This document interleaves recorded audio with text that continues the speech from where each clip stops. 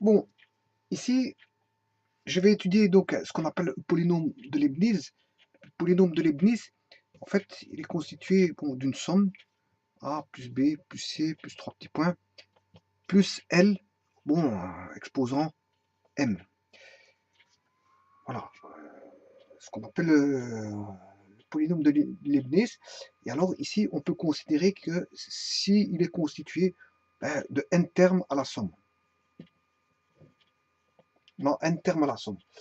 Maintenant, ceci, je viens de faire un petit exercice juste auparavant sur une des vidéos qui est en train de, voilà, que vous pouvez accéder directement sur YouTube concernant, je veux dire, un polynôme de la sorte.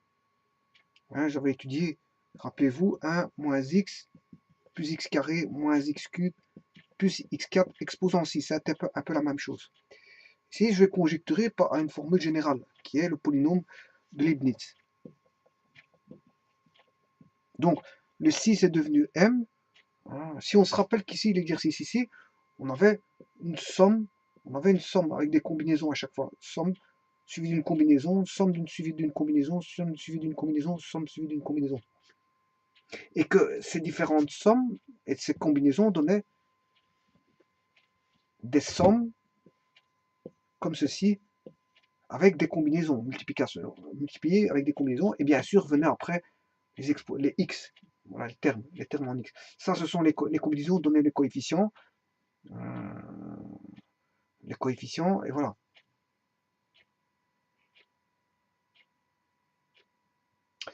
Bon, mais si on écrit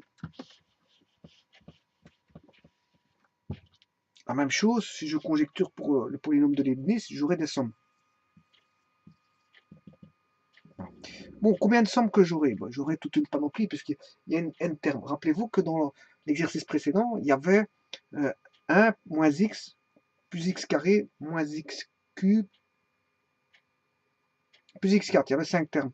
Mais on avait 4 sommes. Donc ici, combien de sommes que je vais avoir? Je vais avoir n-1 sommes. Il y aura n-1 sommes. Et combien de combinaisons que je vais avoir? Ben, j'aurai, comme il y avait n-1, il y a n-1 sommes, il y aura n-1 combinaisons.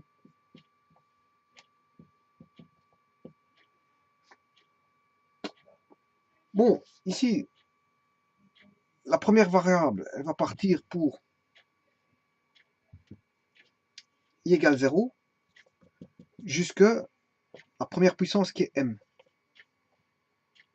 Ensuite, bon, il y a toute une panoplie de j égale 0 jusque i. Puis je vais repartir avec un k égale 0 jusque j, k, z égale 0 jusque... donc il faut avoir ici i, j, j, k, k, et z. Et puis bon, il y a 3 petits points bien sûr. Hein. 3 petits points. Voilà, donc les sommes continuent, sachant qu'il y a n-1 sommes. Bon, pour les combinaisons, c'est pareil. J'aurai n-1 combinaisons et j'aurai c, i, m fois c, j, i, c, j va varier, donc c, j varie jusque i, c'est c, j, i. Là, il va varier de c, k, ckj fois c, ckj, czk. Voilà, et fois multiplié par 3 petits points, parce que ça continue. Ça continue. Au niveau des combinaisons, il y a des multiplications de combinaisons, puisqu'il y a n-1 combinaisons, sachant qu'il y a n-1 somme, il y aura n-1 combinaisons. Et après ça viennent les coefficients. Les coefficients qui sont, bon, d'ailleurs, la dernière combinaison, je peux la trouver, parce qu'en fait, ce sera, elle vaudra par exemple RP. Donc la dernière somme, je peux dire que ce sera RP aussi, pour la somme. Donc si je mets CRP, ben, le A vaudra AR, B R moins P, voilà, multiplié par 3 petits points, par tous les coefficients, voilà.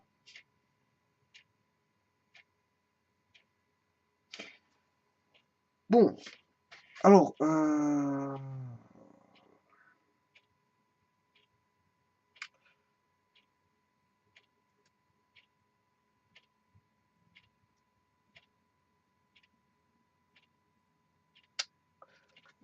on sait bien que le terme L, bon, le terme L, on connaîtra facilement, c'est L exposant M-I.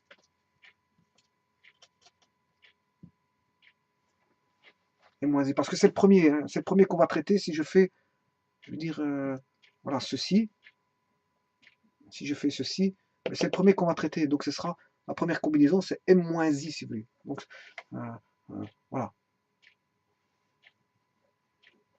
Bon, maintenant, si on fait la somme de tous les exposants, A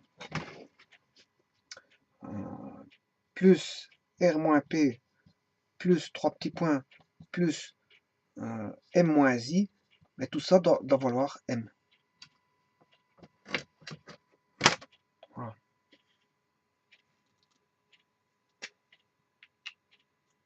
Bon, je peux mettre un terme avant L, hein, qui serait par exemple N multiplié par N-I-J, par exemple. Voilà. Parce que, vous voyez que là, on aura M-I, et puis N-I-J, voilà, et ainsi de suite. Le terme avant sera, donc le premier c'est M-I, puis le terme avant, ce sera I-J, terme avant J-K, terme avant K-Z, etc. Et la somme de tout ça doit faire M.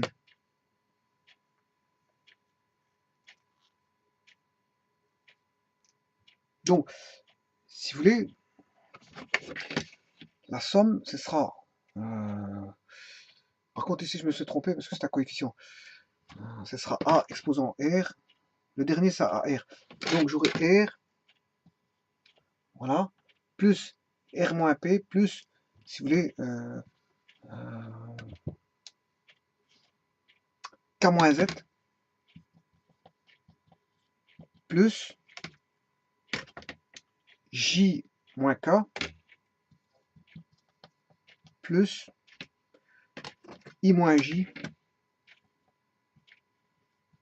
plus M-I, M-I, etc.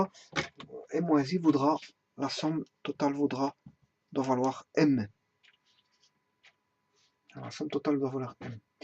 Donc ça, c'est toutes les puissances, si vous voulez, des coefficients qu'on aura à l'intérieur du polynôme.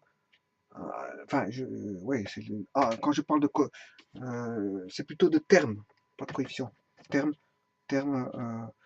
A, B, C, D, N, L, etc. N comme Nestor, qui est avant ici, L, ouais, tout ça auront des exposants, et leur exposant ici, c'est ceci. Et ces exposants doivent valoir M, en fait. Voilà. Voilà, bon, vous pouvez étudier n'importe quel polynôme dont exposant. Voilà, avec un terme, vous aurez toujours une structure de la sorte comme ça, ce qu'on appelle un polynôme de Leibniz. On aura toujours des formules, enfin des sigmas de somme multipliés par des combinaisons, multipliés par, bien sûr, les termes exposants, où les exposants doivent valoir en somme M au total. Et ici, on a CIN, CJI, CKJ, qui proviennent bien sûr de CIJ, ici c'est CKJ. Par contre, ici, je me demande si je ne me suis pas trompé, c'est CIM. Ouais, le plus grand, c'est M. CIJ, le plus grand, c'est I, c'est juste. CKJ, le plus grand, c'est juste, c'est juste. ZK, le plus grand, c'est, voilà, donc c'est juste, pas de problème. Bon, mais il faut savoir aussi autre chose que ici, I est plus petit que M. On aura une inégalité où on a I plus petit ou égal à M, J est plus petit que I, ouais, j'aurais dû le marquer à l'envers, I est plus petit ou égal à M,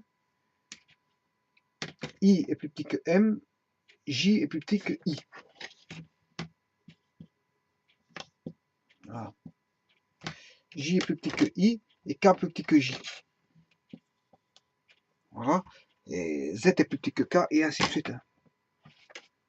Z est plus petit ou égal à K. Voilà, et on peut redescendre comme ceci.